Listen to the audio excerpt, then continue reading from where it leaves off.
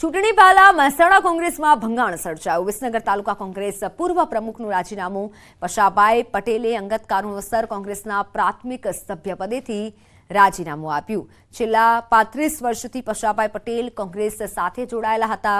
પશાભાઈ પટેલ દ્વારા રાજીનામું આપતા વિસનગર કોંગ્રેસમાં હલચલ વધી। અનામત આંદોલન વખતે તાલુકા પંચાયતમાં કોંગ્રેસને ટકાવી રાખવા મહત્વનો રોલ ભજવ્યો હતો।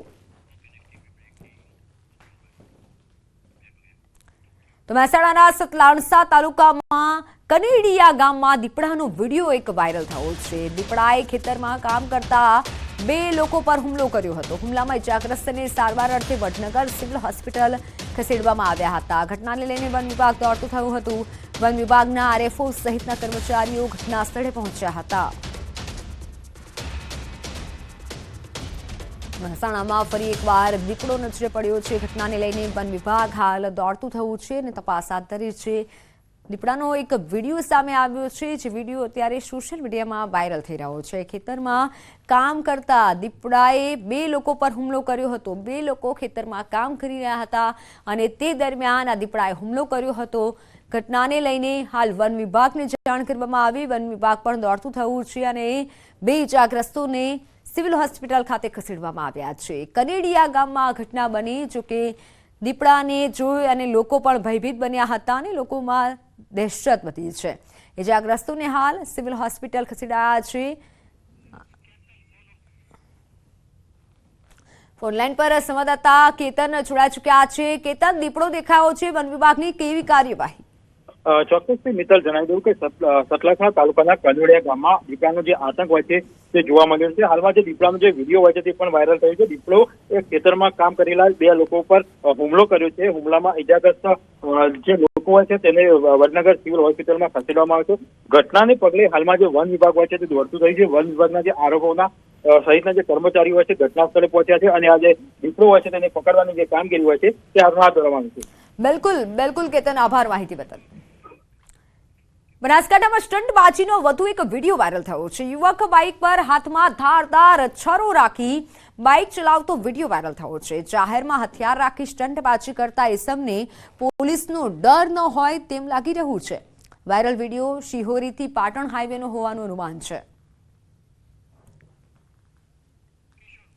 ઓનલાઈન પર સંવાદદાતા કિશોર જોડાઈ ચૂક્યા છે। કિશોર, વિડીયોને લઈને શું વધુ જાણકારી મળી રહી છે? કોણ છે આ યુવક?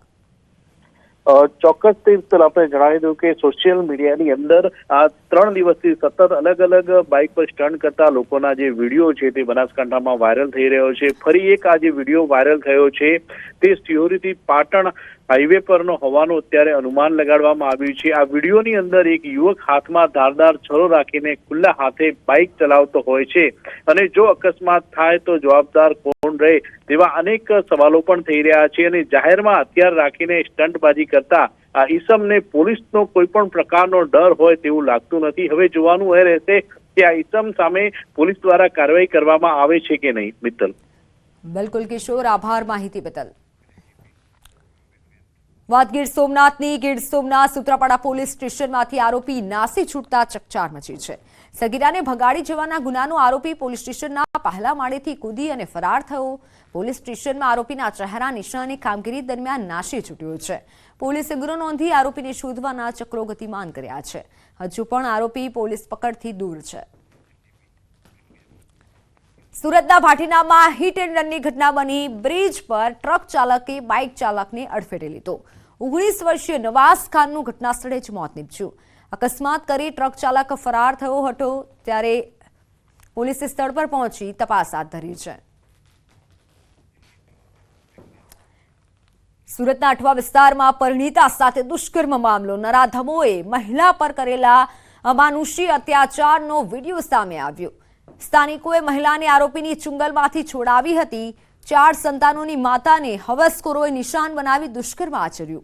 ભોગ બનનાર પરિણીતાએ અઠવા પોલીસ સ્ટેશનમાં ફરિયાદ નોંધાવી છે। પોલીસે ફરિયાદના આધારે આરોપીની ધરપકડ કરી મહિલા પર અત્યાચાર કરનાર હવસખોરને સાથ આપનારની પણ ધરપકડ કરવા માટે અપીલ કરી છે। આરોપી હનીફ છે એ એની એકલતાનો લાભ ઉઠાવી અને એના વિરુદ્ધ મરજી વિરુદ્ધ બળાત્કાર કરતો હતો અને આ જે મહિલા છે એ પોતાની બદનામીની બીકે આ ફરિયાદ કરેલ નહીં, પરંતુ વધારે પડતું થઈ જતાં બાદમાં એના હસબન્ડને જાણ કરી અને મહિલા એના હસબન્ડે હિંમત આપતા મહિલા પોતે ફરિયાદ કરવા માટે પોલીસ સ્ટેશન આવેલી. હાલમાં આરોપી પોલીસ રિમાન્ડ હેઠળ છે. તો સુરતમાં વધુ એક માર્કશીટ કૌભાંડ બહાર આવ્યું છે. વિદેશ જવા માટે તેમજ સરકારી કામકાજ માટે ગુજરાત સહિત જુદા જુદા રાજ્યોના શિક્ષણ બોર્ડ અને યુનિવર્સિટીઓની નકલી માર્કશીટ બનાવતી આંતરરાષ્ટ્રીય ટોળકીને સુરત પોલીસે ઝડપી પાડી છે.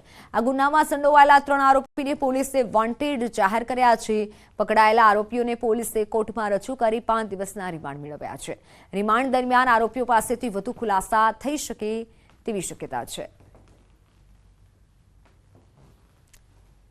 ફરી એક વખત નગરી ડિગ્રી કૌભાંડ ઝડપાયું છે. સુરતની ઉત્તરાયણ પોલીસે 3 જેટલા આરોપીઓની ધરપકડ કરી છે. દ્રશ્ય જોઈ શકાય છે કે યુકે એટલે કે લંડન બેસીને આખું નેટવર્ક ચલાવવામાં આવતું હતું. 3 વ્યક્તિઓની ધરપકડ થઈ છે અને કહી શકાય કે હજુ પણ આ કેસમાં 3 વ્યક્તિઓને વોન્ટેડ જાહેર કર્યા છે. સુરતના સિંગલપુરમાં નગરી ડિગ્રી કૌભાંડ ઝડપાયું છે. તેને હજુ તો ગણતરીના દિવસ થયા છે ત્યારે ઉત્તરાયણ પોલીસે ડિગ્રી કૌભાંડ ઝડપી પાડ્યું છે. પકડાયેલા આરોપીઓની પૂછપરછમાં આ 80,000થી લઈ 1.5 લાખ રૂપિયામાં અલગ અલગ ફેકલ્ટીની ડિગ્રી આપવામાં આવતી હતી અને ડિગ્રીના આધારે મોટાભાગના યુવકો સરકારી નોકરી અથવા તો વિદેશ જવા માટે આ ડિગ્રીનો ઉપયોગ કરતા હતા.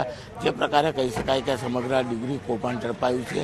તમામ આરોપીઓને કોર્ટમાં રજૂ કરી 5 દિવસના રિમાન્ડ મેળવવામાં આવ્યા છે અને આરોપીઓના રિમાન્ડ દરમિયાન અનેક મોટા ઘટસ્ફોટ થાય તેવી શક્યતા છે. હાલ તો પોલીસે આ મામલે 3 વ્યક્તિઓની ધરપકડ કરી છે જ્યારે આ ગુનામાં 3 વ્યક્તિઓને વોન્ટેડ જાહેર કરી વધુ તપાસ શરૂ કરી છે. કેમેરામેન ભરત બ્રહ્મભટ્ટ સાથે કીર્તેશ પટેલ, ન્યૂઝ 18 ગુજરાતી, સુરત. સુરતમાં વેપારીના પુત્રને એમડી ડ્રગ્સ સપ્લાય કરનાર આરોપી ઝડપાયો છે. અલથાણમાં વેપારીનો પુત્રની પોલીસે એમડી ડ્રગ્સ સાથે પકડી પાડ્યો છે. વેપારીનો પુત્ર ડ્રગ્સનો બંધાણી બની ગયો હતો. ડ્રગ્સ તેના મિત્રોમાં સપ્લાય કરતો હતો. વેપારીના પુત્રને ડ્રગ્સ સપ્લાય કરનાર જમીનની ડીસીપી ઝોન 4 સ્કોડે ધરપકડ કરી છે.